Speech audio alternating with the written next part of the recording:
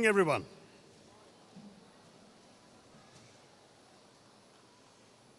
Father Benny Nalkara, Provincial, who gave us such a wonderful presidential address this morning. My very good friend Haibi Eden MP, whom I've known, as he rightly said, before he was an MLA or an MP, when he was the president of the National Students' Union of India. And I've been proud to say I've campaigned for him every time when he became an MLA. And even as an MP, while I was busy fighting my own election, I did make it a point to express my support for Haibi and then come and support many of his active programs in the constituency. He's a wonderful, wonderful representative, someone you can all be proud of, speaking for all of you in the National Parliament. The Director, Father Paulos Kirangan, Principal, Ms. Ruby Anthony, the PTA President, Dr. Jijo Paul, Rehan Joseph Matthews, who gave us such an impressive welcome speech. I must say that he was really clear and very well spoken. And his classmates, whom we haven't yet heard from, but I'm sure will match him, I'm sure, in quality, Srirag Thamban. All of you teachers, administrators, faculty, students, friends. I hope that covers everybody. As we say in Kerala, എല്ലാവർക്കും എൻ്റെ വിനീതമായ നമസ്കാരം.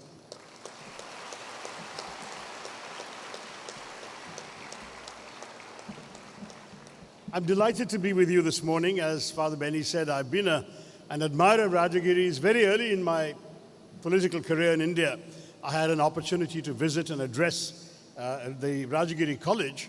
But I think this is probably my first appearance at the Rajagiri Public School. I'm very impressed with the size of the auditorium, the quality of the teachers who spoke to me before I came here, and the student enrichment program that the school is embarking upon strikes me as a remarkable and very well thought out intervention. I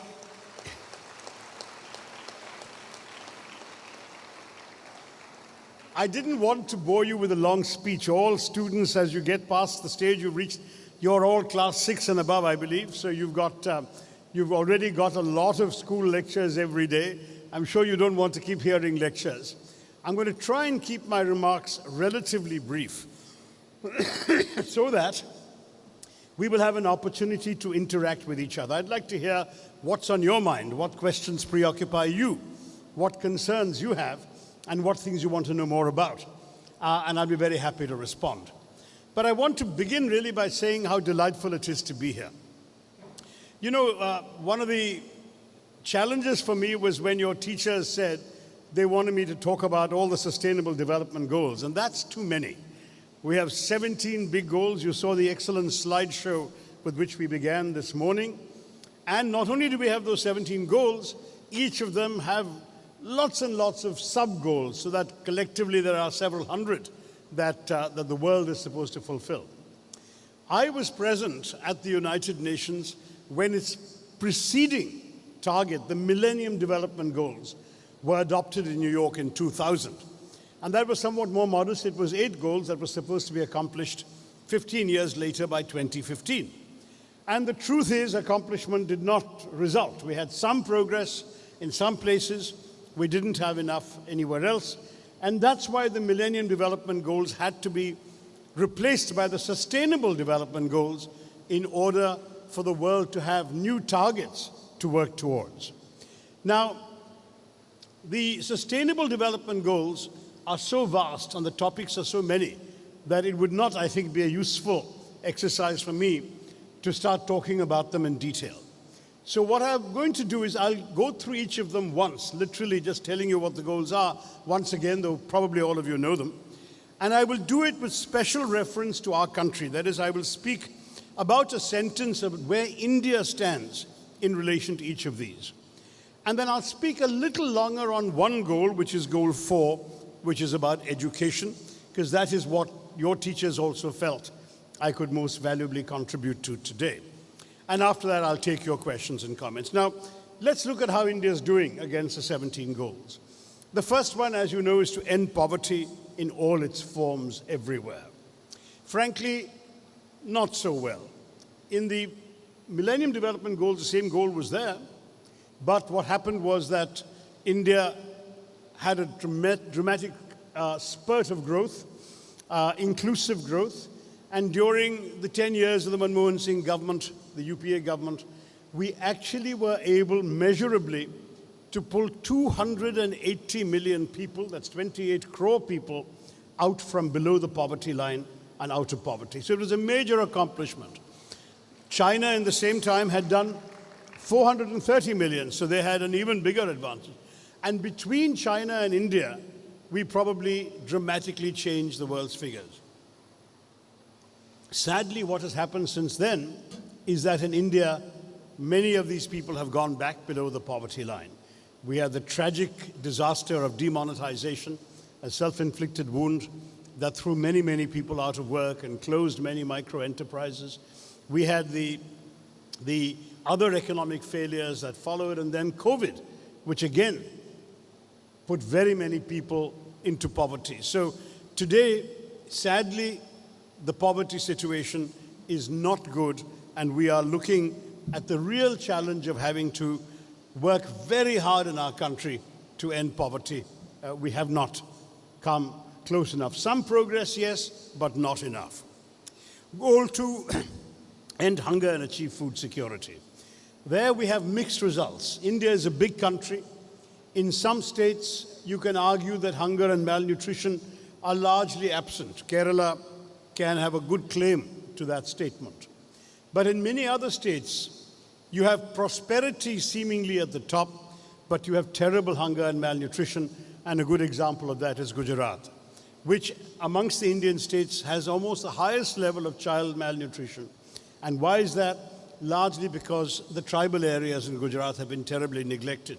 So we hear of Gujarat as a very prosperous state with lots of industries and ports and everything, but we don't hear enough about what's being done to end hunger in that state. Improved nutrition, which is an essential part of that goal, is something that all of you know because your parents attach importance to your nutrition.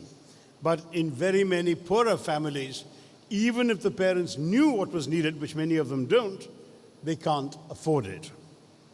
Goal 3 is health. And there, as we know, the COVID pandemic was a wake-up call in our country. Suddenly, everybody realized that we were not devoting enough resources to public health. You know, it was a big irony because as early as 2015, some years before the global pandemic that created such a great awareness, I had, at my own initiative with a Delhi NGO, chaired a roundtable of parliamentarians to discuss one very simple question. Why weren't we giving more priority and more resources to health? And you know what the answer was from all the politicians? They said, when we go to our constituencies to ask for votes, no one talks to us about putting up more hospitals or putting more dispensaries and more clinics. So for us, it's not a priority. We have other urgent issues we need to win votes on. And I was shocked because certainly that was not our experience in Kerala, where people are much more conscious. The late Uman Chandi, you remember, did this amazing Jana Samparkam program right across the state, where he stood in the 14 districts of the state and received petitions from people. So when he had finished all 14 districts, I was with him only in my district in Thiruvananthapuram, I then asked him one day, so what was your big learning from this? What are the bulk of the people come to you seeking help for? And he had no hesitation in replying. It took him 1 second to reply. He said it was health issues. Most people came asking for help with their health, with treatment, with medicines, with hospitalization. And as a result, as you know, he came up with things like the Karunya scheme. He came up with funding to subsidize very essential life-saving medicines for poor people. He opened up cheap stores where you could buy medicines cheaper than the market price, because he realized how important health is. And of course, Kerala is proudly one of the states, one of the very few states, where every district has a good functioning hospital, every taluk has a good functioning hospital, And most villages have good community health centers or primary health centers where people can go and actually find a doctor, a nurse, and medicines available. That is sadly not true in many, many parts of our country, so there's a great deal more to be done. Goal 4, I'll come back to on education. Goal 5, forgive me for this cough, it's a wrong time of year, I fear, so I'm suffering a little bit. But they're very kindly supplying me with enough hot water to keep going. Goal 5 is gender equality. Now that again has been one of my pet themes from my UN days. I used to say at the UN, every time I addressed audiences of affluent people in countries like America or Europe, one of the questions I'd get is there a magic bullet to solve all these problems? What can we do? And initially, I used to give the very boring bureaucratic or diplomatic answer that, these problems are complex, they're vast, they vary from country to country, development cannot be solved with a magic bullet, so many things have to be done in so many areas. And after a while, I got tired of that answer. So you know what answer I started giving? I said, yes, there is a 2-word mantra for development. And those 2 words are educate girls. And I wasn't just making this up off the top of my head. There are so many studies conducted by reputable institutions and universities, including Yale and Harvard, that have demonstrated that the biggest success in ensuring a country's development is if its girls, and therefore they become women, are educated. Even 4 years of primary education transforms a country because the women have the means to understand various things that in the past they didn't. Simple things like the importance of boiling water to kill germs when you feed your children, the importance of cleanliness and sanitation, the importance of nutrition, the importance, of course, of women feeling that they matter as much as men, which in our society, sadly, in many families, we start off on the wrong foot. I have to say that even my very enlightened parents would often ensure that I was served first before my younger sisters were at the table. And I took it for granted. Of course, I happened to be the eldest, so I could also argue that was my prerogative. But it's a terrible situation this used to happen. And my concern remained very much that we have to recognize from a very young age that ultimately, women's empowerment is going to be transforming our country, and we need to give girls the priority they need to have. For me, one of the sad things is that even in Hybe's and my field of politics, we have failed to live up to what we are saying. We have failed to live up to it because even in Parliament today, in a country where there are 49% women, we only have 12 or 13% females in Parliament. And that is shocking because the female perspective is so essential for all development issues. And because when we introduced women's reservation in the panchayats, it was transformative. Particularly in Kerala, you can see it. Sometimes it starts off with some politician putting his wife forward, but within a few years of experience, she becomes a courageous, confident, and impressive political leader herself. And very often, again, there are studies backing up what I'm saying, they turn out to be more dedicated to public welfare, less corrupt, more inclined to spend the village's money on what the people actually need, more fair-minded, more humane, more compassionate. So I must say to the boys here, be prepared for a world in which you will have to really make double the effort, as women have done for generations. For generations, women have had to make twice the effort as men.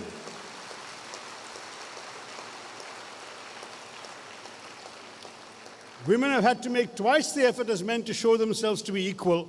Now it's your turn, guys, because I can tell you, I do an awful lot of convocations, an awful lot of college graduations and high school graduations. And let me tell you, one blunt reality. In every convocation I have been to, and there must have been over 50 in the last decade, in every convocation I've addressed, even in universities and institutions where girls are a minority, and I'm speaking of at least 4 or 5 colleges I can remember where the girls were only 20% of the student body. Guess who dominated the honors rolls and the prize medals and the gold medals? Girls, overwhelmingly.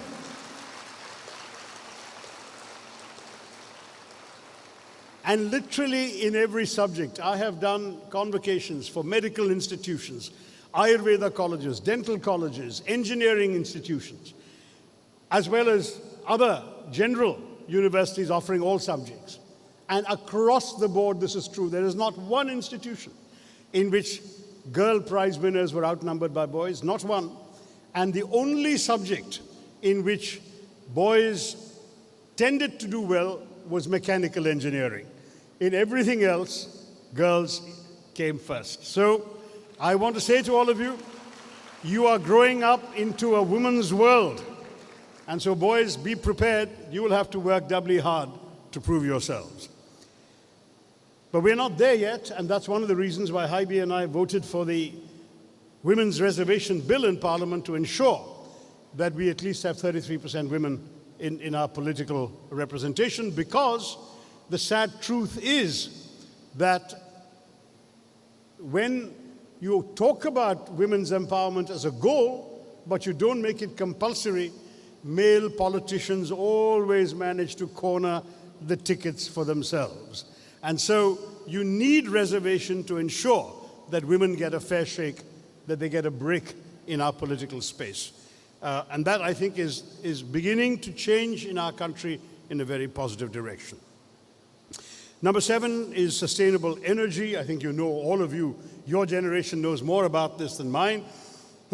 We understand that burning fossil fuels like coal and petrol and gas contributes to terrible damage to our environment, and therefore we all support the goals which are now articulated worldwide for alternative forms of energy like solar energy, hydroelectricity, wind energy, and increasingly new technologies like green hydrogen, which is being championed by our surface transport minister these days very passionately. These are all things which I think will be the fuels. But before you get to Haibi's age, let alone my age, I can tell you I'm quite confident that all of you will be principally reliant on alternative forms of energy rather than the old ones. Goal 8 is economic growth with full and productive employment and decent work for everyone. Economic growth, everyone talks about. We always tend to measure the success of our economy by the percentage of GDP growth, and sometimes we talk about the per capita income as a sign of real prosperity. But there is a flaw in that. As I said at yesterday's Manorama conclave, if Mr. Adani and Mr. Ambani walked into the room today, all of your per capita incomes will go up, because the total, which is divided by all of you, is what gives you per capita income. But the moment they walked out of this auditorium, your per capita incomes would go down again. So just a handful of rich people can change what per capita income means. What is important for you all to know is that we need to ensure that every human being has a chance of a decent job that'll pay them a wage, enable them to afford a roof over their heads, 3 meals a day, and to dream realistically of a better life for their children and a better future for their country. That is something we still need to do. As far as Goal 9 is concerned, infrastructure, that's one area where I will admit India has made astonishing progress in recent years. Even since I returned from the United Nations and came into Indian politics 15 years ago, I have seen tremendous growth in our infrastructure, highways, new airports, improved ports, roads, the stretching of electricity. All of these infrastructural changes are important, and I do support the Prime Minister's effort to build toilets, particularly in northern India, where many families do not and cannot take for granted toilets. Goal 10, inequality. There, I'm very sorry to say, India is doing very badly. You know, when prosperity comes, sometimes in many countries, inequality grows. Because as the cliche goes, the rich get richer. And in every country, when growth happens, that is true.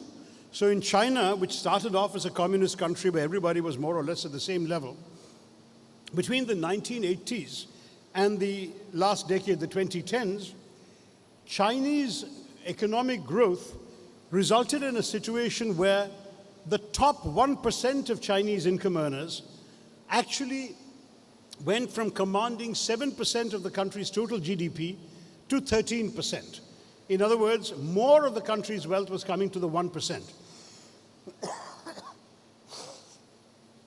But in India, it's actually worse. In the same period, we went from a country where 10% of our GDP was controlled by 1% at the top to a country where 22% of our country's GDP goes to that top 1%. Can you imagine?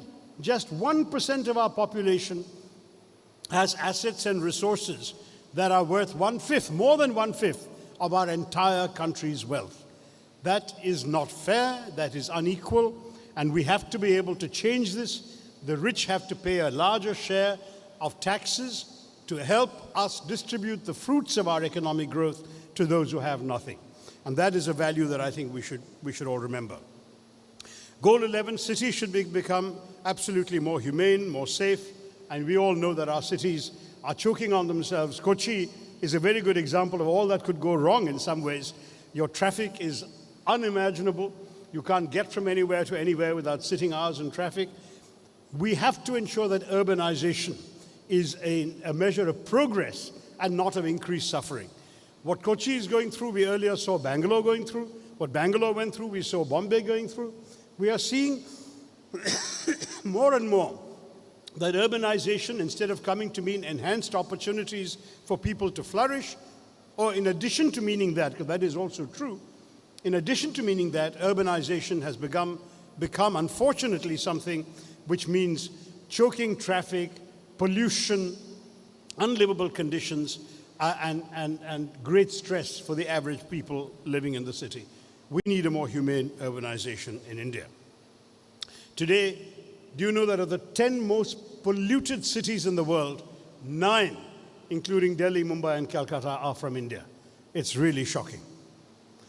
Goal number 12, sustainable consumption and production. That's obvious. We have to grow enough to be able to feed our people, and everyone should get a chance. That we're doing reasonably well since independence with our ration shops and with relatively free subsidized grain for people and so on. So that's okay. Goal 13, climate change. That is a challenge for India because we are, as I say, in many ways victims of climate change, but we're still a country where large numbers of our people cannot take for granted what other people can. They cannot take for granted the ability to switch a light on, to flick a switch in their rooms and be bathed with light. Every country in the developed world can do that. In India, 230 million don't have electricity and can't do that. That sort of thing still requires us to put up more thermal plants, to generate more electricity distributed and so on, and that does create more consequences for our climate. We do need to contribute better. The government has announced some very good goals, including increasing the portion of solar energy and making some commitments to reduce the intensity of our greenhouse gas emissions. But the targets, understandably, are 2037, 2047, and even 2075. So India is not very much on course to fulfill this goal very quickly. Goal 14, sustainability of oceans, seas, and marine resources. Again, people like Haibi and I, who represent fishermen, will tell you this is a genuine challenge already. Many of our fishermen cannot find fish in the waters near Kerala. They are overfished, and they have to go out now farther and farther afield.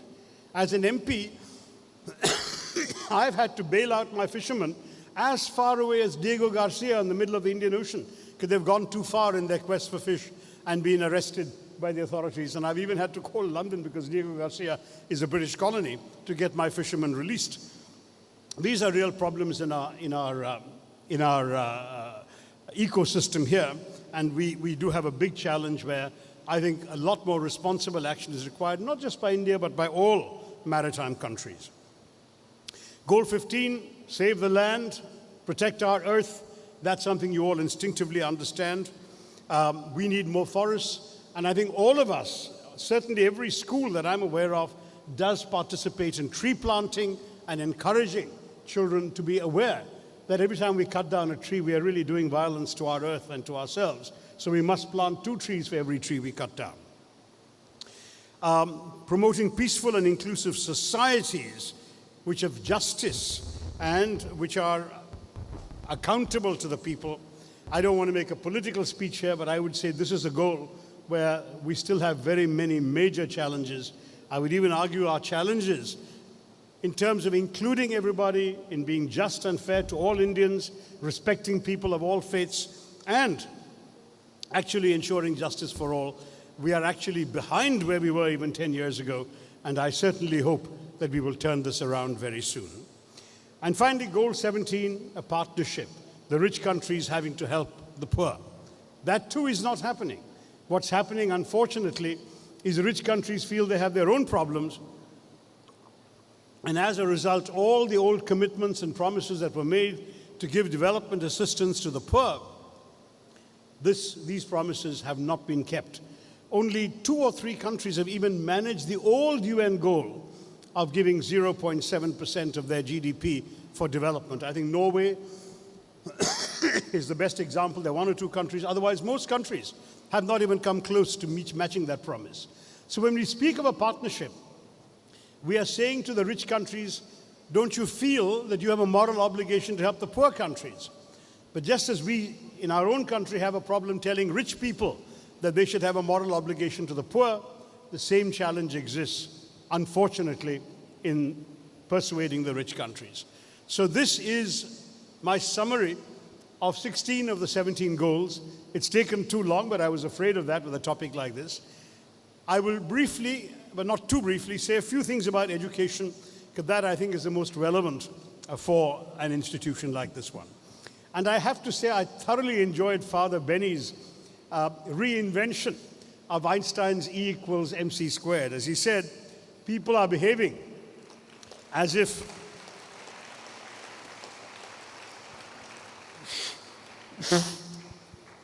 E equals mc squared means that education is about getting you money, chair, and career.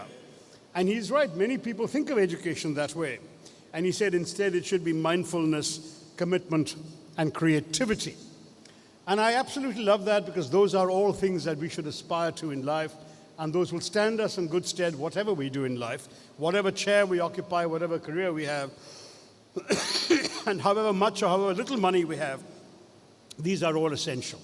But Father Benny, it's E equals mc squared. There is a 2 there. So I think we need a second version to add to yours. And the second version would be that education also, particularly in a CMI institution like Rajagiri, also includes E equals morality, citizenship, and caring.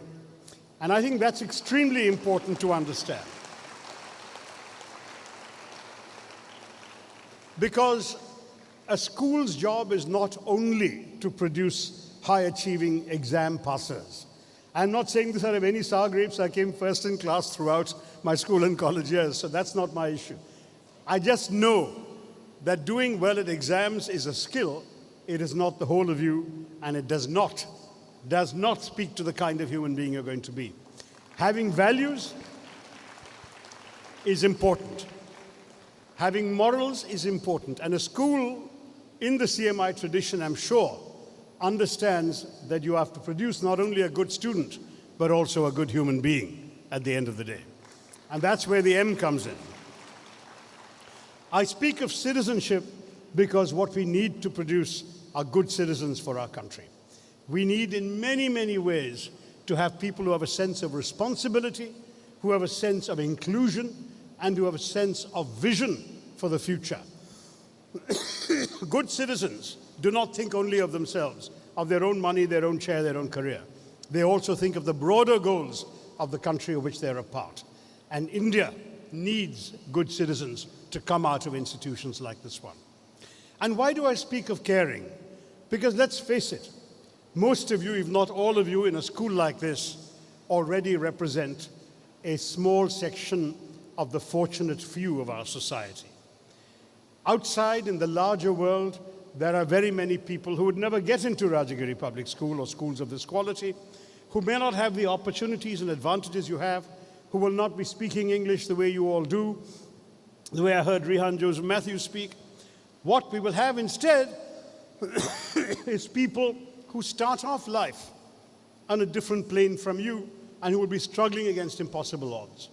I feel that all of us need to care for them. I know you probably feel there is hypocrisy when politicians say that their job is about public service. But I think Haibi and I are people who take that very seriously. We believe that our profession exists in order to serve the public. Now, that means caring for those who have less and caring through our actions, our speeches, the policies we make, the laws we pass, the money we allocate. And that is something that I think all of you should also learn as you come out of the school, is caring. But at the same time, I don't want to act as if I'm preaching from a pulpit on a Sunday morning. It is only Friday. I know that all of you also think about jobs and careers and your future and how to one day support a family and all of that. And that too is important. The school is equipping you for that too. As Father said, it's not the most important thing. But it's there, and it has to be there, because when you come out of school, that's what you're going to be doing, and you look for a good college, and you go beyond that and look for a good job. So there I want to say one thing, not so much to the students, but to the teachers. And I say this to teachers everywhere, so I'm repeating myself, but it's something worth repeating, which is, dear teachers, do not teach the children what to think, teach them how to think. And I'll tell you why.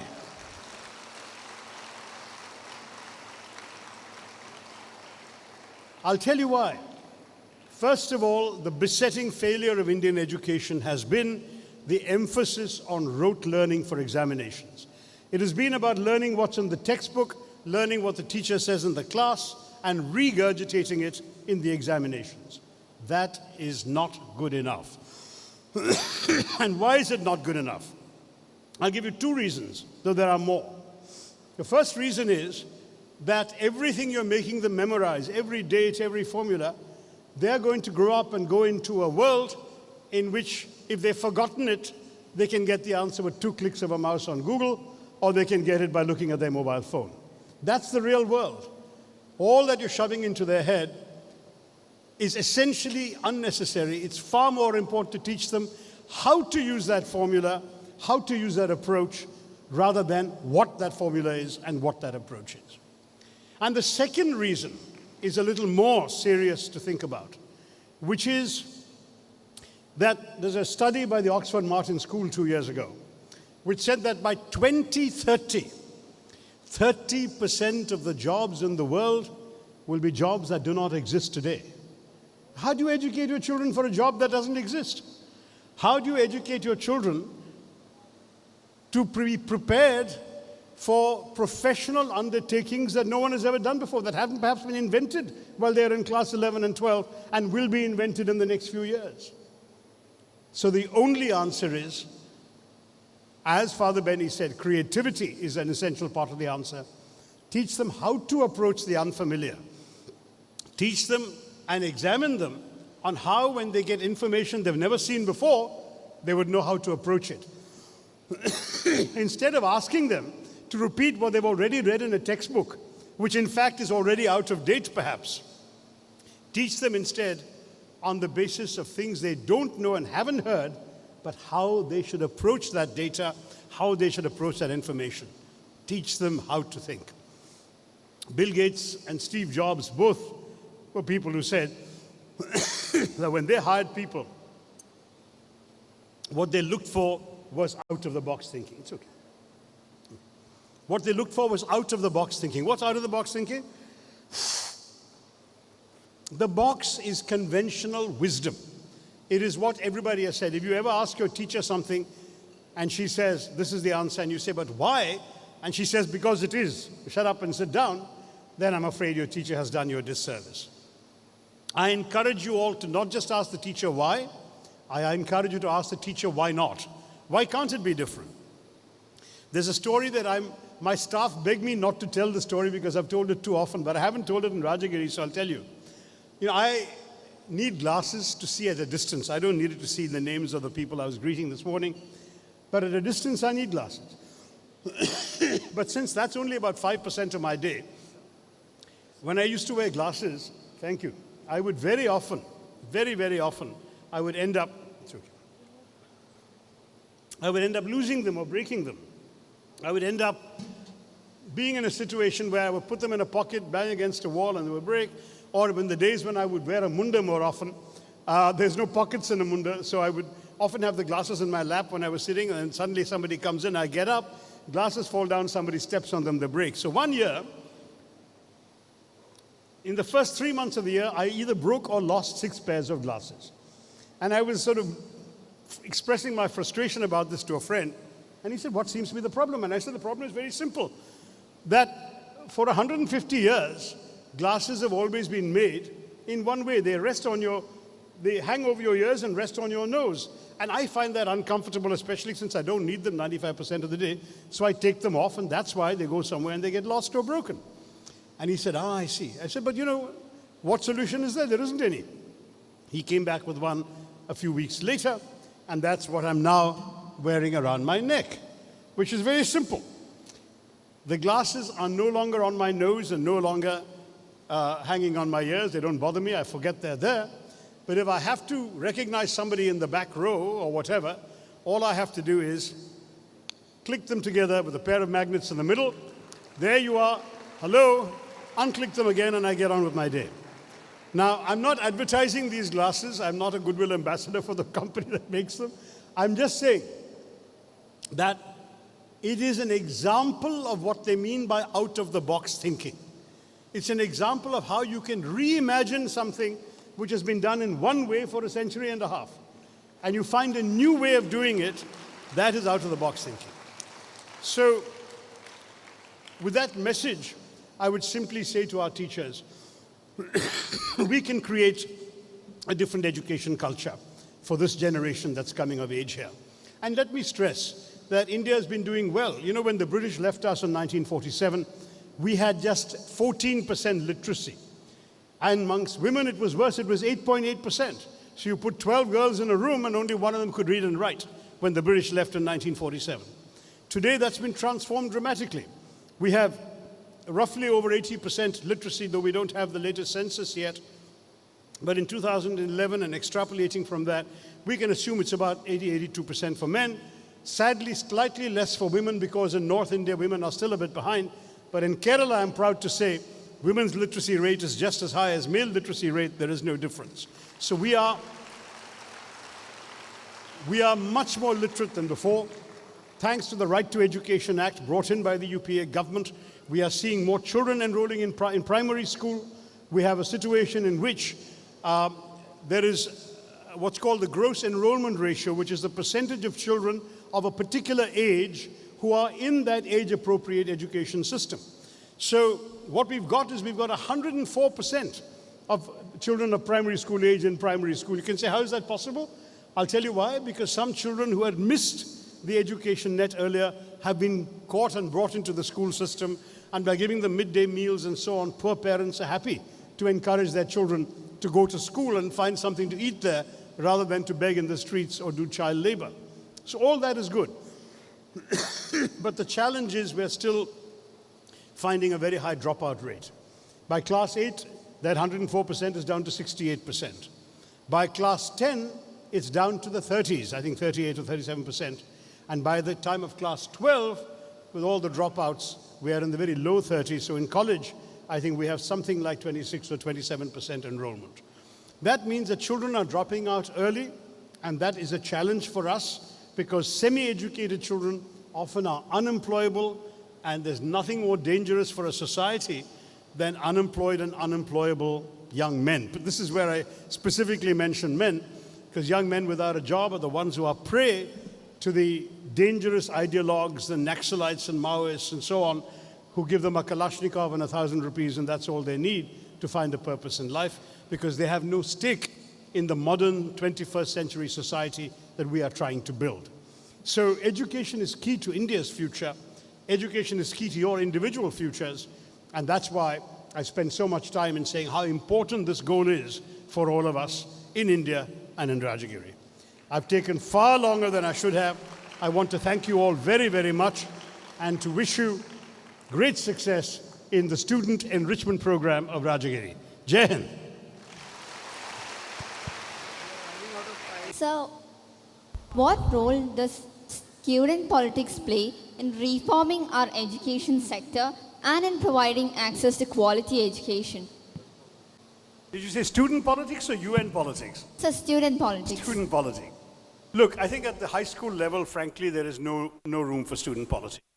But at college level, it's part of the growing up and coming to terms with our society and our social reality that I think makes it relevant for students to care about larger issues in our country and thereby do so also through the political space. It should never be obligatory or compulsory, but I think students should be encouraged to think for themselves at the college level, and that is part of the educational process. Because when we go to college, one of the sentences that I said, which wasn't entirely original, I heard it from a good friend, was that in school you learn to answer the questions. In college you learn to question the answers. So when you go to college, you have to really start thinking for yourself, and you have to find out what matters to you. So when someone like Haibi went and got involved in student politics, I don't know how much of it meant he had to neglect some of his studies. But since in most colleges it's part of growing up to involve yourself in extracurricular activities. In my time, I did debating. I founded the first quiz club in any college in India, the St. Stephen's College Quiz Club, way back 50 years ago, 49 years ago. I ran the student newspaper. I wrote for the college magazine, debated for the college, all of these things. Those were all extracurricular activities that took me away from my classes, but I still managed to top the university. I'm not saying that people should do extracurriculars at the expense of their studies, because your parents are paying the fees for you to study and get a degree. You should get involved in student politics to the extent that it helps shape your worldview. And it may mean that you make mistaken choices in college that you later outgrow when you grow up. In fact, I know many such examples of people who've changed their views as they've grown up. I myself was elected president of my college union, but St. Stephen's had a non-political union, so NSUI and ABVP and SFI could not come into our college. So we ran on student issues, the quality of the mess food, the authority of the students' union, all sorts of things like that. But in university politics, it's very often political union. And there will be sometimes students who start off as flaming leftists and go through that whole thing out of perhaps a misplaced sense of idealism. And 10 years later, they've recanted all their views and become extreme rightists. These things also happen. But it doesn't matter. It's part of growing up. It's part of learning what the world is all about. It's part of learning what matters in your country. Thank you, sir. Good morning, sir. Considering that many people face a lot of discrimination online, especially based on their gender identity, sexual orientation, race, caste or creed, how do you think we can promote a safer online community? Sorry, that's an excellent question to which there is no easy answer. I was chair of our IT committee in Parliament for a long time. And it's one of the things we always grappled with. But how do you do it? Because the definition of going online is complete freedom. And while it means that all sorts of voices that could not be heard or were suppressed or marginalized can now be heard online, it also means that some very nasty people can be out there. Increasingly, we're trying to put pressure on the online platforms to moderate their content. But they have spent many years arguing that they are more like a postman than like a publisher. If he writes a nasty letter to you and the postman delivers it, the postman is not liable. His job is to bring the letter to you. If you are angry, be angry with him, not with the postman. So they're saying, we are like that. We're providing a platform like Twitter or Facebook. It is not our concern what comes on. But that has gradually changed because governments have said that is not good enough because anyone can see what's on your platform. You own that platform. So if you allow hatred, bigotry, incitement to violence, and so on to be expressed, you have to be liable. And now increasingly, the argument is that these content platforms have to play a serious role in moderation. That is about the only thing we can do. But otherwise, ultimately, the responsibility for nastiness online is incumbent upon the individual who was nasty.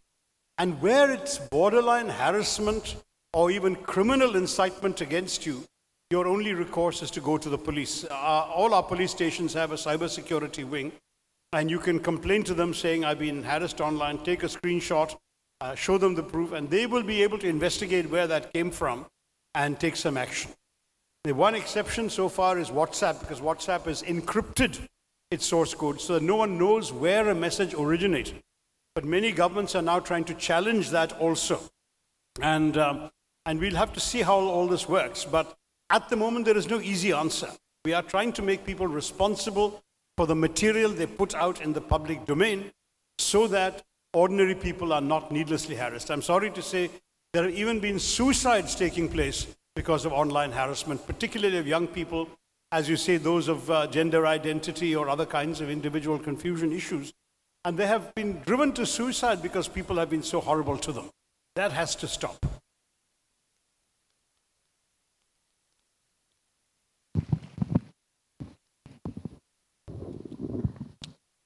Good morning, sir. I'm Shane Tharoor from Global Public School, and my question is, how can Kerala as a state work on engaging the youth to actively participate and be aware of sustainable development goals?